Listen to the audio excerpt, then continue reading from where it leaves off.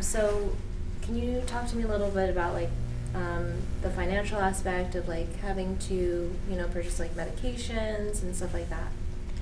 Like last time, yeah, my mom's insurance plan was able to cover it for us, so we've been okay. I don't really know what else. Do you know of anyone else who's like had problems with like being able to afford medications? Yeah, a lot of people do. So there's different forms of different types of medications. So people would get a generic brand instead of like the original brand. So there's stuff like that. And some people feel like if a medication isn't working for them, even though a doctor prescribed it, they may not take it because it costs a lot of money. Do you know of anyone who's ever had to get surgery because of their varying degrees of ulcerative colitis? Well, I actually had surgery recently over the summer, so. Would you mind talking about it a little bit? I'm not really that comfortable with it. That's fine. And then just keep looking at me. Just repeat questions, Okay. Fine. So how does this affect your everyday life? So my everyday life is affected. Sorry, I'm just trying to figure out what to say. Yeah, everything's edited and cut up, so if you feel like you need to take a break, Okay. it's fine. My everyday life is affected because I can't always do something that a regular or a healthy person may be able to do. Like there's little things I have to watch out for example, like my diet. I have to avoid certain foods, whereas other people can eat anything they want sometimes. I'm always planning ahead for events. If I have to go to a big event, I make sure I have all my medications. I have access to a bathroom. So that can be frustrating if there's not a bathroom available for me. It really makes me anxious sometimes as well. Yeah. Is that really uncomfortable for you when, if you're always are you constantly wondering? Yeah, so if I have to go to a big event, let's say like I would look up the location, figure out where the bathroom is, like to make sure I make it on time. Or, I don't really know what else. Oh, that's fine. And so you mentioned your diet, like things that you said regular healthy people are allowed to eat that you're not. Can you explain to me like what your diet's like, or what kind of foods that you have to either watch out for, or certain foods that you eat? Okay, so there's different types of diets that people can try. So when I was first diagnosed, I tried gluten-free for a year, and then I tried lactose-free for a year, and then I tried just different grains, and I kind of made up my own diet plan. So by mixing all those together, or? Meaning that some gluten products work with me, whereas some don't, or some lactose products work and some don't. So I'm kind of figuring out my own diet. Like I know which foods may trigger my symptoms and which foods don't.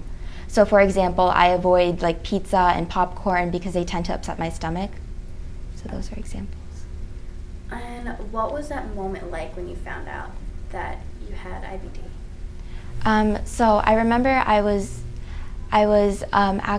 had my first colonoscopy then. So then I was wheeled back to my room and I was sedated during the procedure. So when I went back into the room, I remember the doctor knocking on the door, and I was like just waking up because I just had the procedure.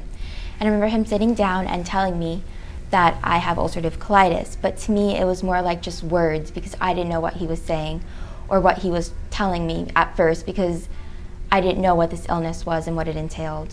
So it was just a shock at first. Yeah. Did any other feelings come after the initial shock, like coming home or?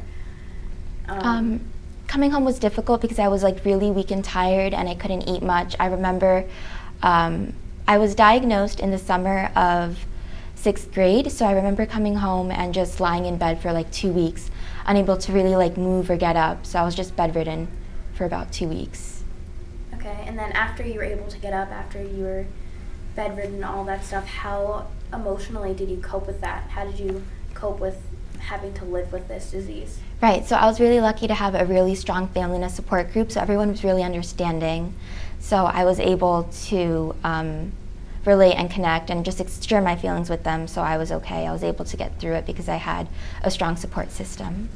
That's really awesome.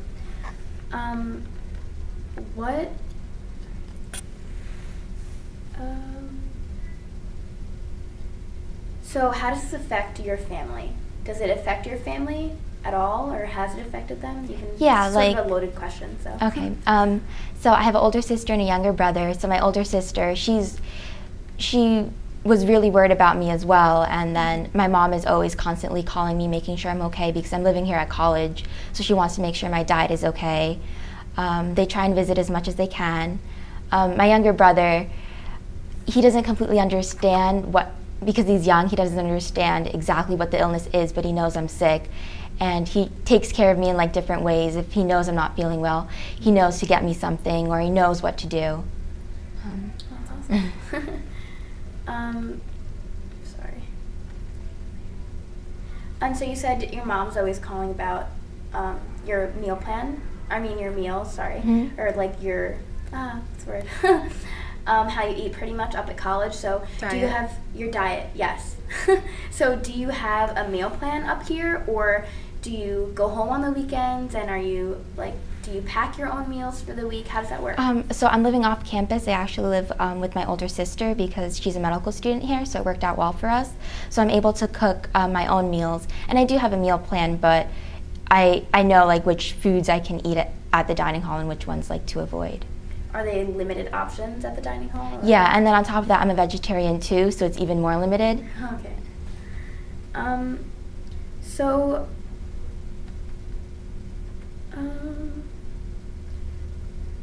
sorry.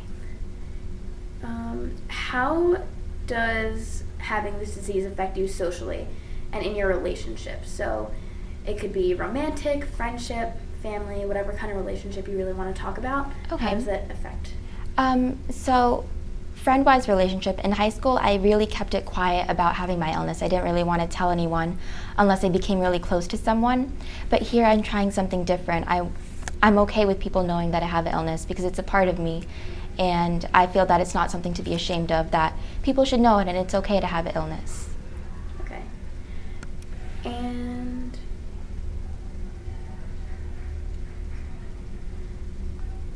what do you find the toughest aspect of this for you to cope with? Definitely, I have a lot of pain and intense cramping, so sometimes that's really difficult to deal with. I mean, I'm allowed to have painkillers, but I also don't want to take it because I don't want to get used to taking constant like medication as well. Okay. Do you have a process in coping with your illness, as in like, is there something that you do like to help you emotionally or like stay positive? I'm really into art. I really like drawing and painting, so that's always a stress reliever. And just talking about my illness to family and friends, that always helps.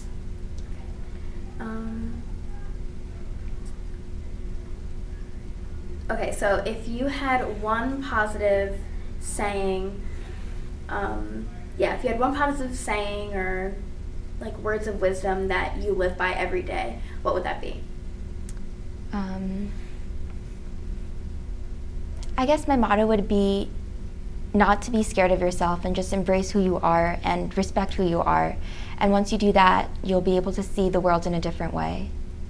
Has having this illness made you see the world in a different way? Do you appreciate things more? Yeah, I appreciate people more, I think. I've learned that everyone is not always the same. Everyone has a reason for being the way they are.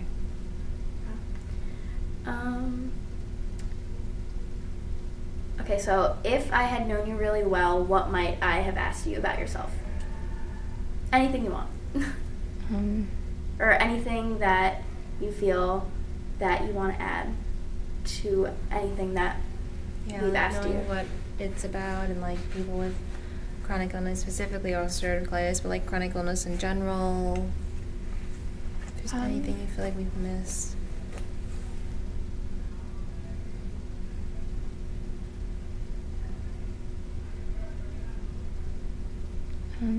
I'm just thinking. That's okay. I have more questions if you want to come back to it. Okay, that's fine. Okay. Just a few more. So do you have a job, or are you just a student? Like, tell me a little about yourself. Okay, so I'm majoring in molecular biology and biochemistry. Over the summer, I had a job where I was working in a research lab, and I was doing different experiments, and I'm just continuing my major right now. That's okay. a little. And you said you like to do art. What kind of art do you like to do? I'm really into painting, so I usually work with acrylic paints and canvases, and I recently started working with oil paints, so that's fun. What's like your dream job? This way. I'm not exactly sure yet. Being diagnosed with an illness actually, I think, even motivated me even more, either to go into research or actually become a doctor. So I'm seeing which one I like better so far, either becoming an MD or becoming a PhD or going into research. Has your career choice, is that derived from you having this illness, or have you always wanted to be an MD? Part of it derived from my illness, because I was always interested in science at a young age, and I think just pushed me further to go along that path and help people who have the same illness as me, because I know what it's like to feel what they're going through, to have similar experiences. Did you ask about the club? Yeah, I did. Yeah. Did you have anything else specific about it? Did you ask about photo care? Did you ask about that? She says that her health insurance, her mom's health insurance plan covers everything. Okay. Can you say something that's like on your bucket list? My bucket list. I definitely want to travel. I love traveling. So one place I really want to go to is Machu Picchu. So that's one of my dream places to go. Why Machu Picchu? It just seems exotic and foreign, and going somewhere just feels like an escape sometimes, just to be in a different place. Nice. Any more personality questions? What's your favorite childhood memory? Or a favorite childhood memory? Okay, that's difficult. Hold on, let me see.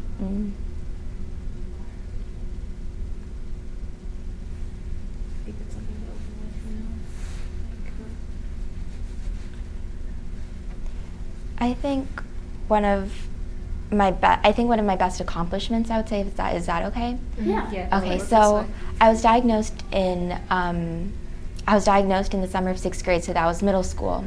And something that was always really important to me was school. So at the end of 8th grade, I ended up graduating as the class valedictorian. So that really just like motivated me and inspired me that despite having an illness, I can still accomplish my dreams. That was awesome. Those are really good sound bites. Yeah. It's really good. It's really awesome. Nice, yeah. Okay, so what is the most fun, adventurous thing you've ever done? Either most fun and adventurous or the most fun that you had, like just as a person.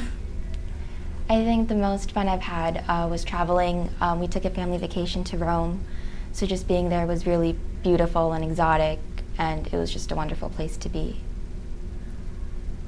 Cool. I'm studying abroad in Florence next semester. Oh, nice. I can't wait. Yeah. Have you ever been to Italy? I've never been. The only place I've been outside of the country is Israel. Okay. Yeah. And well, Mexico, but like that doesn't count. But yeah, I've never been to Europe. We took, make sure when you go to Florence, they usually have bus tours. So we took a bus tour down to Pompeii. So you can do that. Like if you're living somewhere and it's cheaper, you can take like bus tours. So it was yeah, good. I definitely plan to like go to like a bunch of different places all around, and yeah, I'm excited. Wow. Anything else? Yeah, I asked about her social life. Are you a part of any other organizations on campus? Well, I'm part of some of the,